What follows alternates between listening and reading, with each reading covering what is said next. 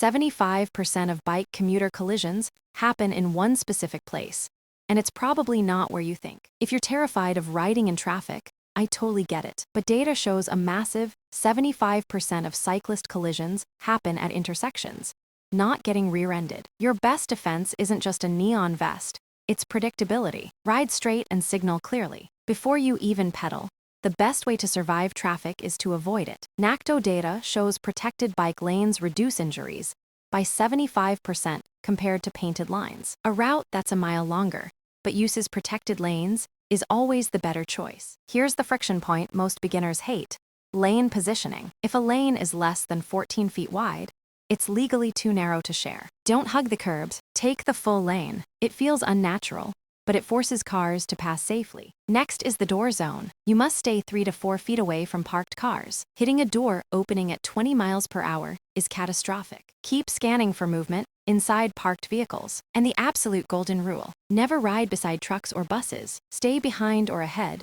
completely out of their blind spots. You also need to control your visibility. A massive Danish study found that running front white and rear red lights during the day reduces accidents by 19%. This is where a tiny habit makes a huge mathematical difference. If you have the budget for exactly one piece of tech, buy a rear radar. The Garmin Varia RTL 515 costs around $200 and alerts your head unit when cars approach from behind. It's a complete anxiety killer. Finally, grab a $60 to $100 MIPS helmet for rotational impact protection. But remember, the ultimate safety tool is your mindset. Assume drivers don't see you.